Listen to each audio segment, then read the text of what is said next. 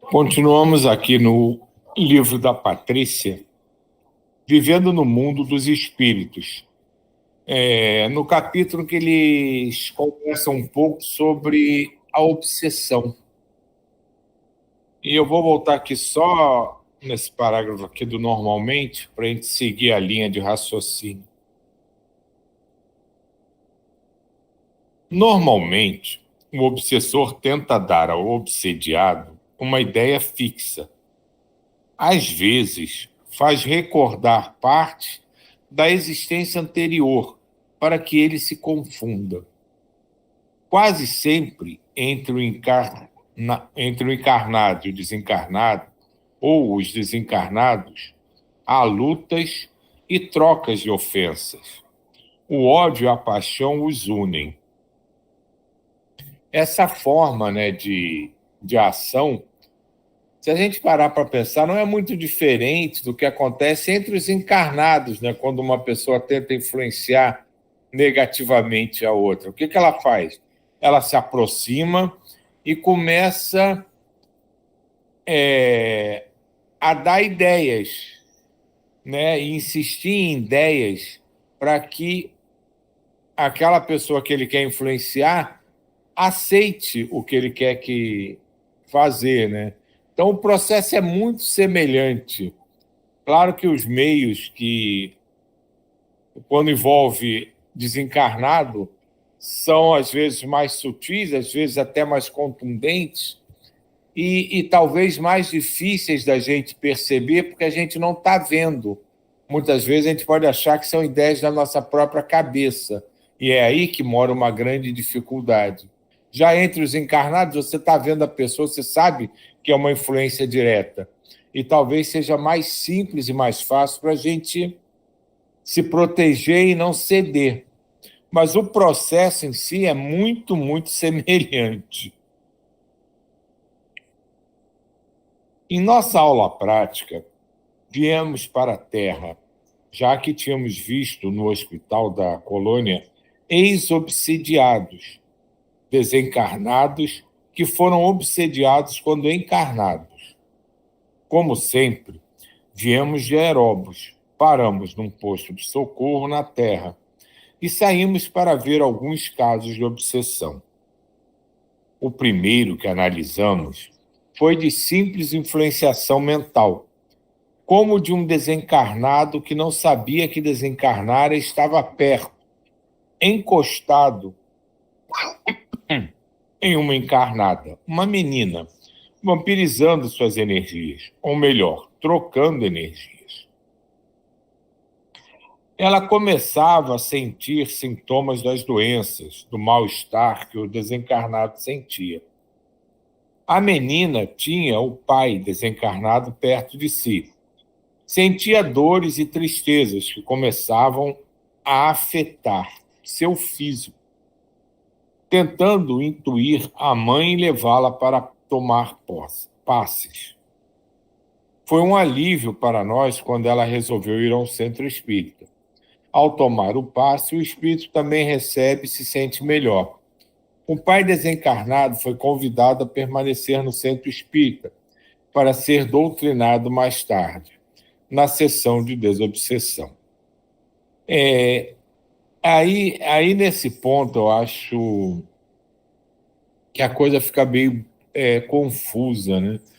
Porque a diferença entre casos de inimigos e um caso desse, que é simplesmente um pai amoroso que não consegue entender que desencarnou, que quer continuar próximo à sua filha, que são relatados, né, falados como se fosse tudo obsessão, como se fosse tudo...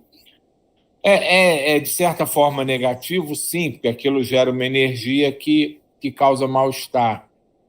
Mas eu acho que esse capítulo, né, que fala sobre... Não esse capítulo específico do livro, mas esse capítulo da história da doutrina espírita, do espiritismo, tinha que ser melhor elucidado, melhor investigado, melhor trabalhado, porque simplesmente considerar tudo isso obsessão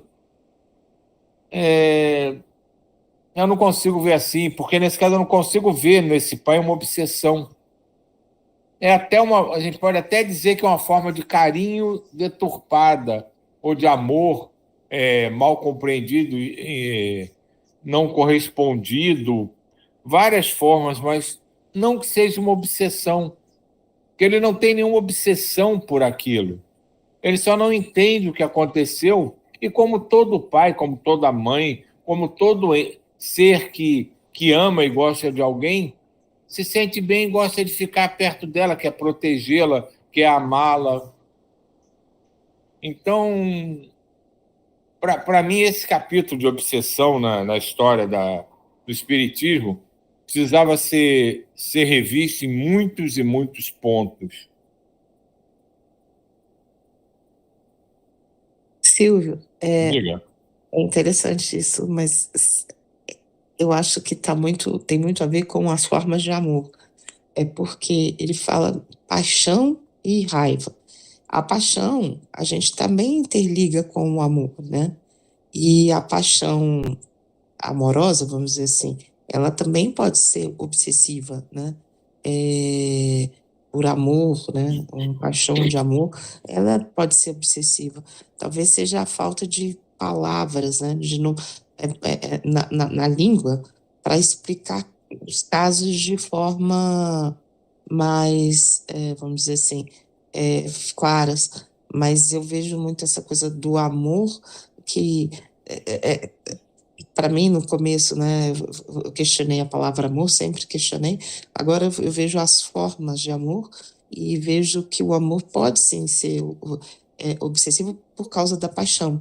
E como a gente aí se vê só um tipo de encarnação, né, não se sabe as anteriores, não se sabe que tipo de paixão esse pai tinha por essa filha, né, ou esse espírito tinha por essa espírito feminino com espírito masculino, sei lá. Porque também tem os nossos, às vezes até os nossos preconceitos quando, mas não, mas eu vejo isso. Tem essa paixão amorosa, eu vejo que sim, tem obsessiva em todas as relações. Eu penso assim. Diga, Jair. Veja só, o que eu entendi que o Silvio quis expressar, essa palavra desobsessão ela é muito forte. E ele fala que, inclusive, o primeiro caso que vimos foi de simples influenciação mental. Simples, simples, não é o caso de.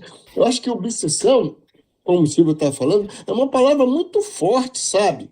Para o significado da palavra, isso aí não é simples, não é uma obsessão simples, entende? Esse caso que a Diva estava falando aí, já é um caso mais de posse, de egoísmo, sabe? Aí já é outro nível, aí já passa a ser uma obsessão mais forte. Esse caso aqui ele fala, simples caso de influenciação. Eu já contei um caso para vocês que aconteceu comigo da minha avó, que era uma avó portuguesa, que eu era o netinho mais adorado dela, e ela ficou colada em mim. E quando ela se afastou, ela se apresentou para mim, sabe? Isso aí tudo eu vi. Então, quer dizer, essa parte que eu tenho até uma noção, mais ou menos porque as coisas às vezes não davam certo para mim porque ela estava me protegendo. Mas não é um caso de obsessão, sabe? É uma coisa de. Eu acho que obsessão, quando está assim, pelo menos eu entendo assim, né? Quando você já tem um ódio mais explícito, sabe? Aquela vingança, aquela coisa que está interpenetrado entre um e outro, não existe a palavra amor. Não existe perdão, existe sim o domínio de um pelo outro. É isso que eu vejo. Só isso. E para ver como. Por isso que eu acho que isso precisava ser revisto com muito carinho. A Diva colocou uma visão totalmente clara e super correta, real, que é um dos nuances desse processo. O Djaí já colocou outra totalmente diferente. E é justamente nesse ponto, e os dois estão super certos, né? Cada um vendo um aspecto da situação. Então realmente, totalmente certo. Então, é justamente isso que me faz pensar nesse sentido de isso precisava ser não é que precisava, né? Isso precisava na minha cabeça, né? Poderia ser revisto essa forma de apresentar essa coisa de obsessão, de obsessor, porque é sempre passado de forma negativa. Mesmo nesses casos, como o de Jair chamou a atenção, de uma simples influenciação, é passado como uma coisa extremamente negativa, que precisa ser resolvida, que precisa ser interrompida, que os dois precisam ser separados. Será que precisam mesmo ser separados? Será que só a compreensão, se conseguir fazer um deles, os dois compreenderem o processo, isso não se retoma o caminho da harmonia? Precisam ser separados para terminar aquela influência negativa? Então, é nesse sentido de que são tantos nuances que envolvem isso, e tudo é considerado como pesado demais, agressivo demais, negativo demais. Diga, Jair. Silvio, eu entendo perfeitamente isso que você está falando, porque eu também penso assim, sabe? Acho que essa parte. Eu vou falar uma coisa para vocês que me veio na minha cabeça. Olha só, a palavra obsessão está para os espíritos, assim como para os crentes, o diabo está para os crentes, porque tudo é diabo, tudo é demônio. Então, quer dizer, para o crente, para o espírito é tudo obsessor, obsessão, obsessor. E aí, toda vez que eu leio, eu fico assim, meu Deus do céu, como é que pode? Toda hora bate na mesma tecla? Eu acho que não é bem por aí, sabe? Mas isso aí, eu acho que na frente lá vão ser trabalhados, vão aparecer novas formas, entende? Bora ver, é só isso. Mas qual outro nome a gente poderia dar? Assim, volta a palavra vamos tentar aqui assim pensar qual outro nome que você poderia dar a influenciação, um influenciador, isso, porque às vezes eu volto a falar, eu até também eu tenho uma implicância dessa história de todo mundo, o meu obsediador, que por causa desse peso da palavra, do som, do que foi ensinado para gente. Mas, às vezes, qual outro nome, qual outra palavra a gente usaria para essas situações? Porque eu fico me perguntando, às vezes, qual a outra palavra que eu poderia usar nesse sentido? Porque quando se fala dessa questão do amor, né? Eu estou falando especificamente do pai, da filha e tudo, né? Uma vez, algumas coisas que eu já senti e que eu não foi buscada, aconteceu, foi um clique e passou rapidinho. Essa situação do amor, né? Eu, sei lá, nem me lembro direito, quando um dia eu vivenciei um amor X, que foi uma coisa tão absurdamente diferente do amor que eu conheço aqui, que eu conheço racional, cerebral, convive e tudo, que era um amor totalmente de desprendimento, um amor que eu cheguei à conclusão que eu não consegui sentir por ninguém ainda na Terra. Era um negócio, ou eu sentia por todos, não sei nem dizer. Foi fração de segundos, era como se tivesse levantado um véuzinho mínimo, em que o amor era uma coisa tão superior a tudo que ela não se prendia a nada. E aí, o que aconteceu comigo? A primeira coisa que me veio na cabeça foi, meu Deus, nesse bendito levantarzinho, eu vi que o amor era tão grande que eu não sabia o que era amar minhas filhas, que eu acho que são as pessoas que eu mais amo no mundo.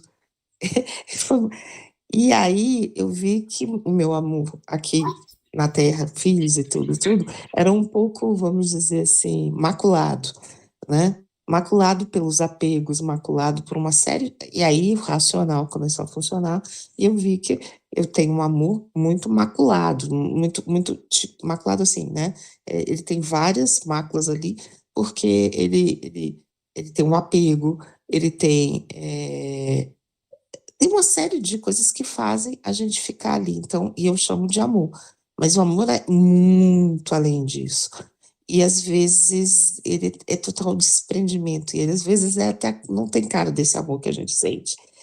E aí eu fico imaginando isso, que talvez essa palavra obsessor, sejamos todos obsessores, sejamos todos obsessores por causa da nossa estadia ainda na Terra, encarnados e desencarnados, próximos, sejamos todos um pouco obsessores, não sei.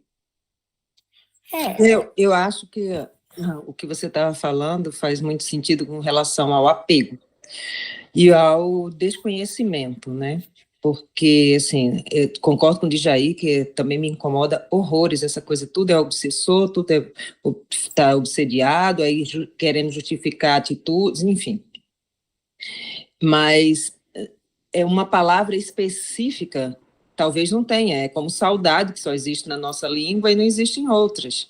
Existe uma terminologia, toda uma descrição do que é saudade, mas não existe uma palavra específica.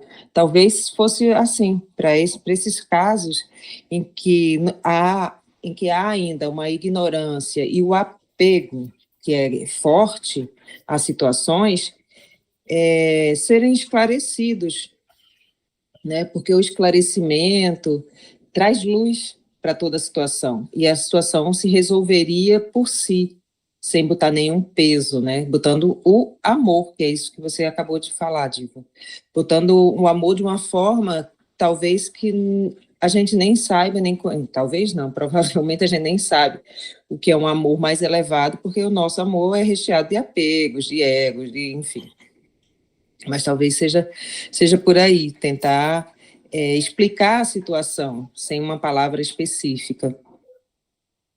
É exatamente isso. Não é a palavra em si que me causa alguma estranheza ou mesmo que me incomoda. É o sentimento que é levado a essas circunstâncias. A palavra a gente pode modificar, chamar do que quiser. Existe até uma tendência atual de que, da mesma forma que não chame mais os antigos doutrinadores de doutrinadores, né, que é uma palavra também muito forte, agora costuma se usar, como é que eles chamam agora? Esclarecedores, né, e várias semânticas, né? Só para tirar o peso com que ela foi carregada. Da mesma forma, o obsessor também agora é chamado de espírito empedernido, espírito desarmonizado, e muitas pessoas tentam não usar mais essa palavra. Mas não é a palavra em si que modificaria. Você pode mudar o nome e continuar com o mesmo sentimento. É o sentimento que essa situação revela e impõe nas pessoas, que é jogar de cima das pessoas. Isso é que eu acho que tinha que ser repensado, reestruturado. Porque querem continuar chamando de obsessor, de obsessão, aí vai de cada um. Mas tirar esse peso que tudo, o obsessor é um ser do mal, o obsessor quer o seu mal. O obsessor, mesmo que não queira o seu mal, vai lhe prejudicar, então ele tem que sair. É esse sentimento que eu acho que tem que ser revisto. Não como a gente reconhece aquilo, os nomes, a semântica da coisa, mas o sentimento. Acho que o sentimento tem que ser trocado por algo mais amoroso, por algo mais puro, por algo mais compreensivo e com mais compaixão. Como se fosse um ladrão, um bandido, entende? Essa coisa assim, entendeu? Marginal, sei lá o que você queira falar, um cara do mal, ultra mega mal, então tem que ser banido da terra. É por aí esse sentimento mesmo, tá certo. É por assim que eu também vejo assim, sabe? Desculpe intrometer, mas é isso mesmo. É como tivesse um batedor de carteira que tivesse roubado a tua carteira na hora, você e tal. É isso, por aí. Vai. Lembra quando a gente falou sobre que todos os casos na literatura espírita são bem pesados? A gente falou uma vez sobre isso, que todas as histórias são... que não existia mais ou menos, era tudo muito uau, né? E eu acho que quando fizeram essa literatura, essa coisa toda, talvez seja isso, né? O obsessor, eles colocaram na mesma sacola várias situações, né? E, claro, e a gente traz para a gente sempre aquilo, não sei se foi a Sânia, alguém, aquilo que a gente, geralmente a gente não gosta, a gente não, né? Mas assim, aqui na Terra não se gosta de assistir o programa mais violento, as coisas mais impactantes. Foi isso que a gente conversou. Talvez seja isso, né? Talvez a ideia não fosse essa, e no começo a gente colocou no mesmo saco as variedades de situações. E eu até acho interessante essa visão nova aí, de tentar compartimentar, talvez, né? Espíritos mais duros, menos duros, espíritos mais ou menos duros, para tentar tirar desse saco todo mundo, toda uma situação que tem variedade, porque realmente não dá para generalizar, né? Veja só esse negócio do saco, estou dando risada. O que aconteceu? Uma vez, eu não lembro mais o nome do livro, mas que eu já li, né? Então foi um livro, eu me lembro que era de Ivone e Bezerra de Menezes, se eu não me engano. Então é um negócio de obsessão. Então quando comecei a ler o livro, me despertou isso tudo que a gente está conversando aí. Cara, que coisa mal, que não sei o quê. Eu queria pegar o obsessor e triturar todo mundo.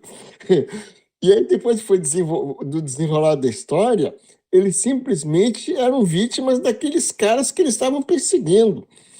Entendeu? Eles simplesmente queriam uma coisa de vingança, porque mal não eram. O que nós, se fôssemos nós que passássemos o que eles passaram, nós viraríamos também obsessor, que é uma prova, são provas muito difíceis que às vezes vão surgir na nossa vida, que vai ser um divisor de águas, sabe? Então, quer dizer, às vezes a gente está falando assim de obsessor, disso, daquilo, mas como o Silvio está falando, tem que ter um outro sentimento, sabe? Essa coisa do sentimento. Isso que eu estou falando. Quando comecei a ler aquele livro, cara, eu fiquei com ódio, raiva, que queria isso, porque eu tinha aquela ideia primitiva. Isso foi logo no início da minha formação espírita, né? Que eu fiquei assim, sabe? Que com aquele espírito vingativo. Com o desenrolar que eu fui vendo, falei assim, que coisa interessante. Se fosse eu no lugar desse cara, eu agiria da mesma forma. É só isso. Isso aí realmente E ele está falando de um aspecto específico, né, dessa formação, dessa doutrina espírita. Mas se a gente for ver vários, a gente vai chegar nos mesmos pontos, né? Mas não está muito radical, não está muito leve. Logo, como a Diva disse, a gente tem que levar em consideração a compreensão de 200 anos atrás, a forma de linguagem de 200 anos atrás, a compreensão do próprio Kardec à época.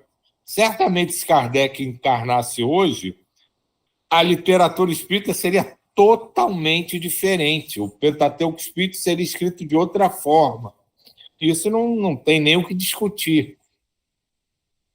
Só que se existe uma coisa quase que como uma Bíblia, né? Certos livros da doutrina espírita são imexíveis, né? E indiscutíveis, né? Que isso gera problema e confusão. Diga, DJ. Deu quase a hora. Veja só, Silvio, pegando esse gancho que você falou aí. Por exemplo, no Oriente, o hindu não tem essa coisa de obsessor, sabe? Buda, budista, é só para tu só essa palavra obsessor, acho que veio mais, foi da origem católica, que tem aquelas coisas dos padres exorcistas, que depois veio, que gerou para o mundo espiritual, a doutrina espírita adicionou essa palavra obsessão. Pegando esse gancho que você está falando aí, porque se a gente for para o Oriente, não existe isso, pelo menos é que eu entendo. Não sei, de repente, quem fizer um estudo mais profundo sabe.